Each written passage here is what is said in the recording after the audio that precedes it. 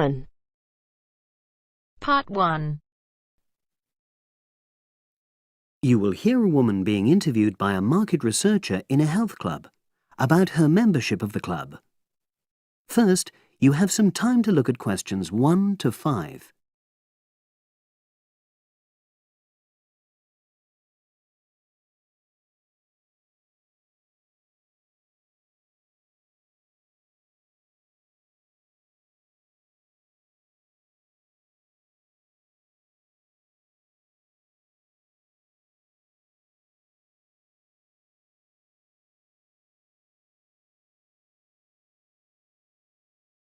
You should answer the questions as you listen, because you will not hear the recording a second time. Listen carefully and answer questions 1 to 5. Oh, excuse me. I wonder if you'd have the time to take part in some market research.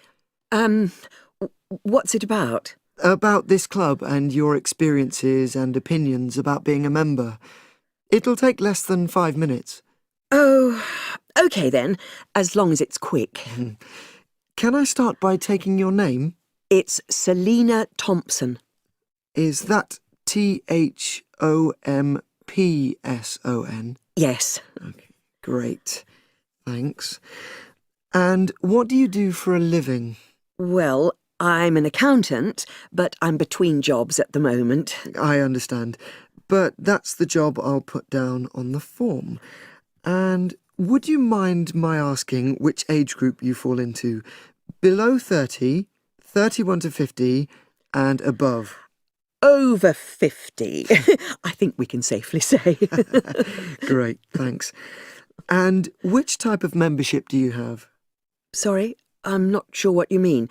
Do you mean how long of... No, is it a single-person membership? Oh, right, no, it's a family membership. Thanks.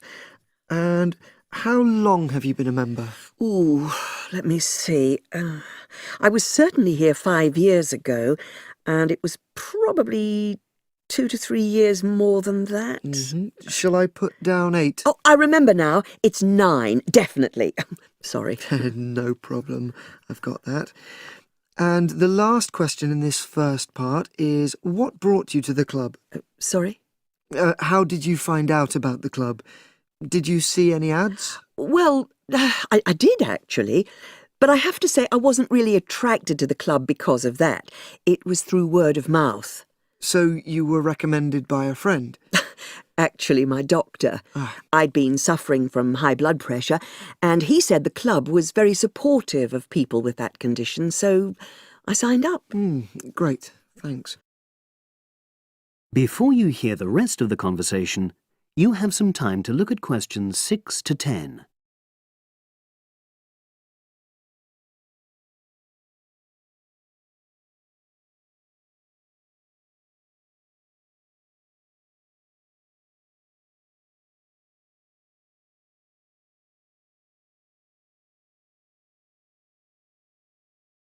Now listen and answer questions 6 to 10. Now, for the second part of the form, I want to ask a bit more about your experience of the club. Sure. How often would you say you use the club? It varies enormously, depending on how busy I am. Of course. But on average, per month? I'd say it averages out at twice a week. OK, so 8 on average. Yeah, and 4 of those are aqua aerobics classes. That leads me to the next question. Would you say the swimming pool is the facility you make most use of? Fair to say that, yep. Right, thanks. And are there any facilities you don't use? One area I realise I've never used is the tennis courts. And there's one simple reason for that. You don't play tennis? Actually, I'm not bad at it. Oh. It's that I'm not happy having to pay extra for that privilege. Right. I've made a note of that. Thanks. Now, in the last section, are there any suggestions or recommendations you have for improvements to the club? Only about health and fitness? Anything at all? Well, I'd like to see more social events. Oh, It isn't just a question of getting together for games or classes, but other things, you know. yes, sure. And another thing that I was thinking when I had my yoga class in the gym last night, we were all sweltering in the heat, was that I think they should put in, or, you know... Air conditioning. That's exactly what I mean. The rooms are really light and well designed, but they do need proper installations. Sure. Well, I've made a note of that. Good. So, is there anything else you'd like to suggest? About quality of service, for example? Oh, everyone's very nice here. They couldn't be more friendly and helpful. Oh, but I tell you what, it's a shame the restaurant isn't open in the evening on Saturday, and Sunday as well, for that matter. Oh. So, the club should... You open it later on those days. OK. Well, thank you very much. That's all the questions I have. That is the end of part 1. You now have half a minute to check your answers.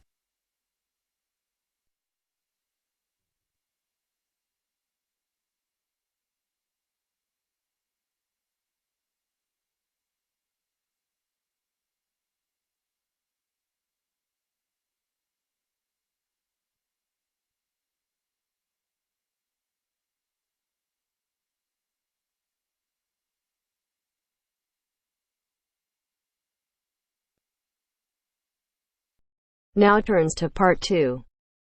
Part 2. You will hear a talk on local radio about a short film festival in the town of Adborn. Now you have some time to look at questions 11 to 16.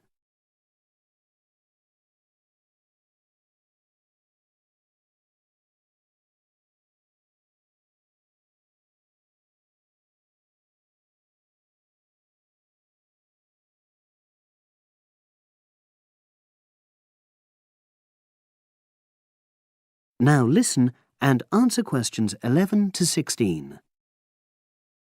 Today we're pleased to have on the show Fatima Johnson, who is the organiser of the Adborn Film Festival. Welcome, Fatima. Hello. Can you tell us a bit about the background to the festival and what it brings to the town? Well, the festival was started in 1996 by the then Mayor of Adborn, Joanne Smith. She wasn't a filmmaker herself. She'd actually been a very energetic tourism development officer for many years. But Adborn had run a classical music festival, which had been becoming less and less popular in recent years. Joanne was looking around for something to replace it, and to use funds allocated to it to promote something which local people can enjoy. Great. So tell us about the festival nowadays. Well, it's held in the last 2 weeks of August every year, and short films from all over the world are shown in 3 places, in the theatre and our 2 cinemas. Several films are shown in one performance, and the whole thing lasts about 90 minutes. Tickets are very reasonably priced. Under 12s used to get in for 50p, but now we charge just £1, which is still very good value. £1.50 for students and £2.50 for everyone else. Performances are advertised all round town and also on our website, www.adbornfest.com. If you're interested in attending any performance, you can buy tickets online, of course. And you can also get them in the library, which is right next to the main shopping area. I'm afraid this year tickets are no longer available from either of the 2 cinemas because of restricted opening times. I understand you also run a film competition? Yes, for under 18s. We have a different theme every year. Last year, for example, the theme was Future Planet, and the winner was a 10-minute documentary encouraging youngsters to be more aware of environmental issues, focusing on getting school kids to cycle to school instead of going by car. This year, the theme is Sporting Nation, so there'll also be lots of ideas to choose from.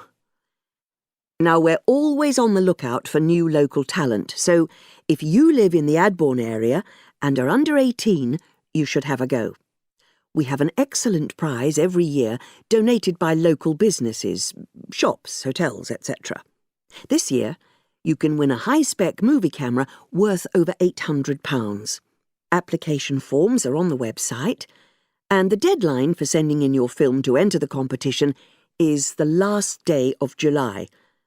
It's May now, so you'll have the whole of June to be working on it. Now you have some time to look at questions 17 to 20.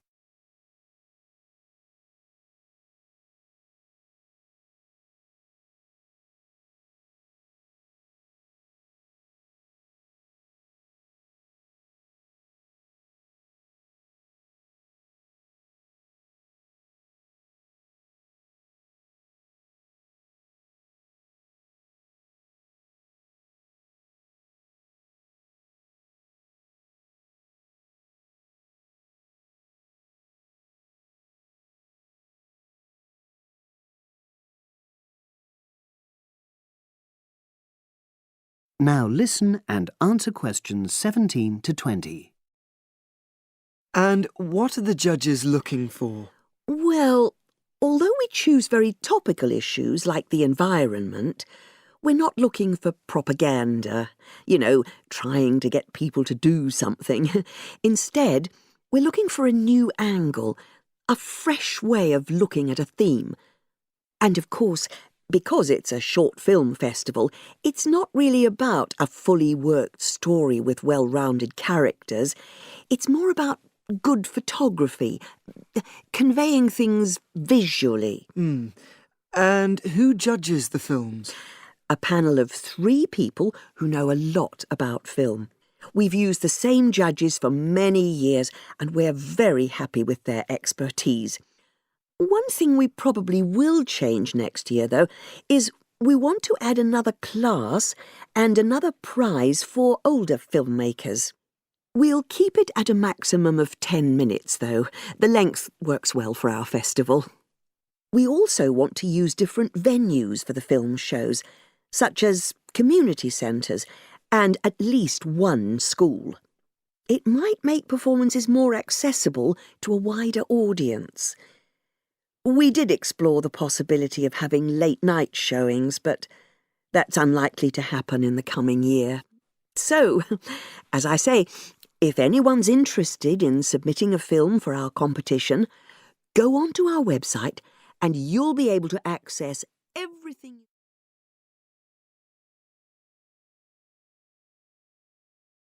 That is the end of part 2. You now have half a minute to check your answers.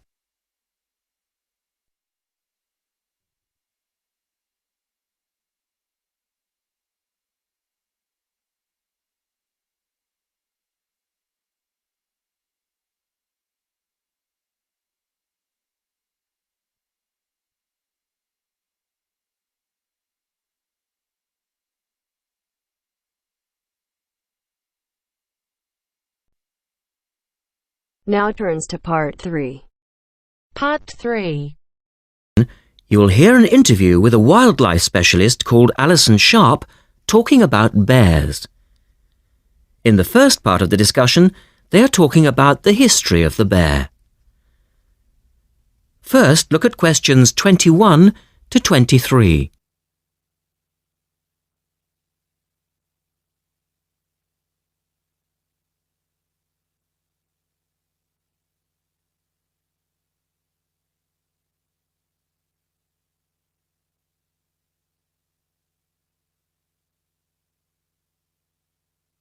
Now listen to the first part of the interview and answer questions 21 to 23.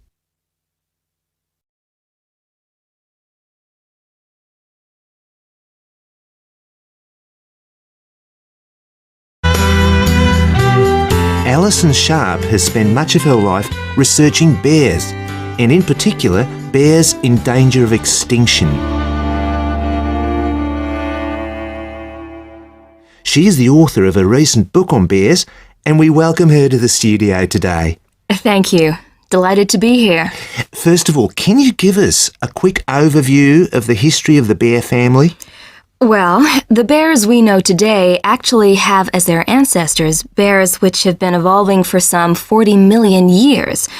We have fossils of the earliest true bear, and it's important to emphasize this because some creatures are called bears but are not. Such as koalas, for instance. Yes, exactly. Fossils of the true bear show a small dog-size animal with characteristics that show a blending of dog and bear traits. So the general belief is that dogs and bears were of the same family? Yes, that's the theory. And then we see the arrival of the early cave bear. We know from cave drawings that Neanderthal man used to worship this bear and at the same time fear it. Understandable, perhaps. Yes, but they need not have worried because the cave bear only ate plants. In fact, the cave bear survived 2 ice ages, but then became extinct. In the second part of the interview, Alison talks more about the situation of bears today. Look at questions 24 to 30 first.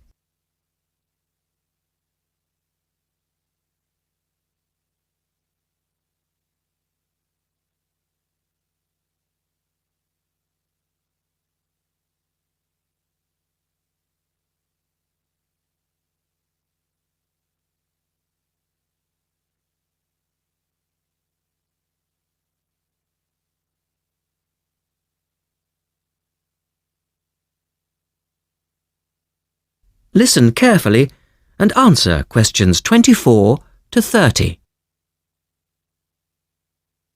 So, how many bears can we find today? And are any of them in danger of extinction? Well, I'll answer your first question first. There are 8 species of bear in all, among them the American black bear and the brown bear, from which evolved the newest species of bear, the polar bear. So, how old is the polar bear? Oh, he's a relative newcomer, just 20,000 years old. And could you tell us a little about them? Which is the largest bear, for instance? Well, the largest bear existing today is either the polar bear or the brown bear. Right. Don't we know? Well, it depends which criteria you use. The polar bear is the heaviest. The male weighs up to 1,500 pounds, but his narrow body actually makes him look smaller than the much more robust brown bear. So, the brown bear appears the biggest. Yes. And the smallest? Well, the sun bear is the smallest of the 8 species. They only weigh between 60 and 145 pounds. That makes him a comparative junior. Yes. And then next we have the so-called giant panda. But that's a small bear too, comparatively speaking. And are all bears meat eaters? No, not at all. In fact, the giant panda is almost entirely herbivorous, living on a diet of 30 types of bamboo. Ah, yes, of course. Pandas are famous for that. And another interesting bear is the sloth bear, which eats insects, particularly termites. He can turn his mouth into a tube and suck the insects out of their nests. So, going back to my second question, are bears really in danger of extinction? Yes, indeed, they are. The sun bear in particular, as they've been hunted almost out of existence. And the habitat of the panda is also being reduced on a daily basis. Can anything be done to reduce the threat to these endangered species? I know, for instance, that it's very hard to breed bears in captivity. Yes. Well, I think that by raising people's awareness generally, we can reduce conflict between humans and animals, to stop the slaughter in parts of the world where bears are still hunted, supposedly in self-defense or to protect livestock, but often quite unnecessarily. And we can also encourage governments to preserve the natural environment of the bear, rather than allow the areas where they live to be systematically destroyed in the name of progress. Yes, of course. And in addition to these global efforts, all profits from the sale of my book will go toward the United Nations Bear Protection Program. That's wonderful.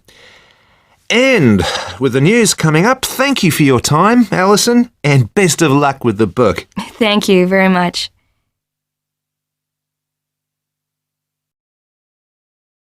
That is the end of part 3. You now have half a minute to check your answers.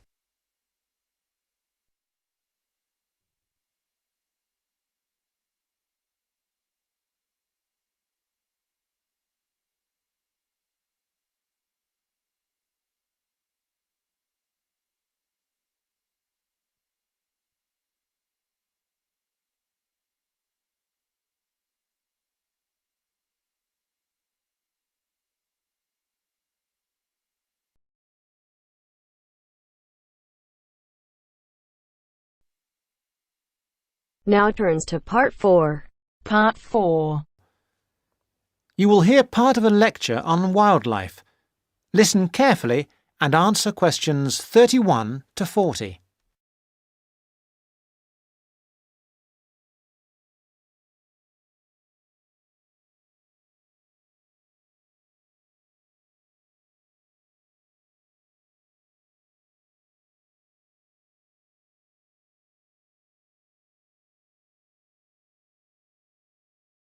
Thousands of exotic plants and animals have been introduced into the British Isles over thousands of years. These newcomers compete with native species for resources and can also cause major changes in the wildlife and in the habitats of our countryside. The problem is not just British, of course, but global, and it has been going on for centuries. One good example of this I'd like to mention today is the European starling. The starling to us in the UK is a fairly ordinary little bird, about 12 inches long. In flight, it appears to be black or grey with tiny white spots. So it's a very ordinary-looking, almost dirty-looking bird. It nests in trees and buildings and can be found in the country and in towns. It travels in large flocks, leaving the nests in the morning and returning in the early evening. It feeds on insects and fruit. Its native range includes the British Isles and Finland, but it is also found in most of Europe and parts of Asia and Africa. In the British Isles and Finland, however, it has suffered a huge decline, and in these countries there is an effort to conserve the species. It is a different story in some of the places where it has been introduced. For example, the population in the USA is estimated at 170 million birds. Also, they are becoming a big problem in Australia and New Zealand. Starlings, as I have said, nest in trees, and it has been found that they are more aggressive than native species, native that is to Australia and New Zealand, when they are looking for nesting places. They therefore compete with native species for nests, and also they drive those species away from nests. So, this nest-building activity causes harm to native species, but also they are a nuisance to humans. They gather in large flocks of thousands of birds and feed together on commercial crops. This causes great financial damage to farmers. And they also make a mess, both in the town and the countryside. There is also the problem that starlings may carry diseases which affect both humans and other animals, although this has not been really confirmed and we are waiting for more work to be done on this. The question arises, what are we to do about foreign species which not only do damage to native species but interfere with human activity? We have 3 approaches in theory, but usually it is not a free choice between them. Usually we have to do the best we can and that money will allow. The best approach, of course, is prevention, and many countries have passed legislation which attempts to limit or prevent the arrival of non-native species in their countries. In particular, there are many international regulations on how and where ships may pick up and deposit water, and this is a major contribution to preventing the accidental transport of fish and organisms by ship, since accidental transport by ship is a frequent cause of fish and other creatures going from place to place. Ports also have special areas where water can be deposited, and many of them have treatment facilities to kill any foreign species that may establish themselves in their waters. For fish and organisms that live in water, these international regulations are useful, but obviously not all species can be dealt with in this way. Sometimes it is simply too late for prevention. Then we have to consider eradication or management. By management, I mean that we have to decide how best to live with the new creatures and how to keep their numbers down. However, this becomes not only a scientific question, it can be a matter of choice what population level of an invasive species we want to maintain. This choice involves costs. There is the cost of living with the species, and there is the cost of managing the species over time. And species management is usually a long-term business without any foreseeable end. However, there is not just the economic aspect to this question. We can also consider the ethical point. How should we treat animals which we have, sometimes deliberately, introduced into the environment? Is it permissible just to exterminate a number of them convenient to ourselves? The most important decision has to be made in the political forum, whatever considerations go into the making of that decision. These questions are relevant also to the approach of eradication, which is another option, but which does not have an encouraging history. Many attempts have been made to eradicate introduced species. That is the end of part 4. You now have half a minute to check your answers.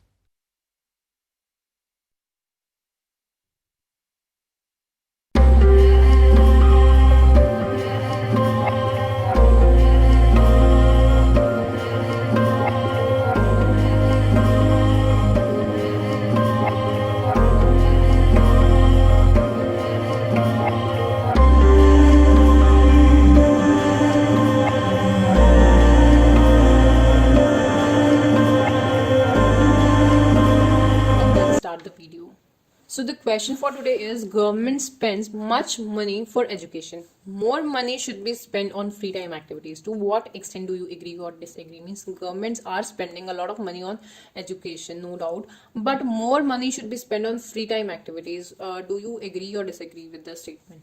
It is true that education spending is a top priority for many governments around the world, right? We cannot neglect this, that education has paramount importance, while ignoring leisure opportunities that are just as important. Means this is not a fact that government should spend all the money on the education, but while ignoring leisure opportunities are as important is not at all the fact we should follow. I therefore accept that more funds for such leisure time operations should be provided by the government. Means I believe that more funds, they should invest more in the leisure time operations. My view is surrounded by a variety of argumentation. Means I'll be explaining that why I'm in favor of spending amount on leisure activities. Undoubtedly, education investment is very critical for every nation's development. Means we cannot deny from this fact that education environment is very important for every nation's development. For the development of any nation, education is must. Educated individuals hold higher pays, jobs, and contribute to the nation's economy. So they are contributing to the economy of the nation as well. To add to this, educated communities are societies free of offense and peaceful. Means educated societies are free of offense, means they are away from any crime or something else, and peaceful, so they are peaceful. This is why the standard of literacy is an important factor in assessing the status of every nation in the world. So for assessing the standard of the status of the nation, we assess all these things, the standard of literacy. So spending on free time hobbies, however, is equally important. Students profit academically from such events. So the spending on leisure activities will enhance the students also, will help to improve the students' academic responses. They learn lessons in character building that can be adapted to their study habits and to their lives. Means they learn a lot of things by doing all these extracurricular activities. Through lessons, practices, or rehearsals, events such as sports, music, and theaters, from all these things, and organization teach students how to discipline themselves. So they are able to manage, they are able to rehearse. If they are giving a shot again and again, then they will understand that in academic also, if they are losing marks, so they will try to cope up with that also through all these leisure activities. In addition to it, extracurricular art program teach student analytic skills and innovative problem solving skills. So it will enhance their analytic skills as well as problem solving skill when they have to think creatively to perform music effectively, participate in a drama, or create a piece of art. So if they involve themselves in all these activities, they have to think out of the box, right? For that, it will enhance their academic as well. Furthermore, life is stressful and activities related to free time perform as stress boosters. So definitely we all know that we all are living a hectic lifestyle. So it perform as a stress booster also, the free time activities. They break the tediousness, means the monotony or the boring thing of day-to-day hectic life. Tediousness means boring. They also develop a group spirit among individuals, as if they are performing in a group, so they are having a group spirit also. They develop a group spirit also among individuals as people meet each other and interact during free time.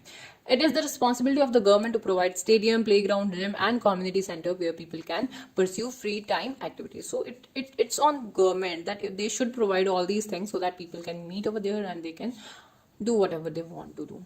To reiterate, it can be concluded that education has significant role, means important role, but leisure activities are as important as education. So it should not be overlooked as it contributes to the overall development of any community. So these sports or these arts or these free time activities help in the overall development of the child. So it helps in the overall development of the community. So it should not be overlooked. The government should contribute at least a small amount, but they should construct all these gyms, community center and playgrounds so that the child can develop completely. So this was for today. If you like the video, do hit the like button and subscribe to our channel, and meet in the next video. Till then, bye bye and take care.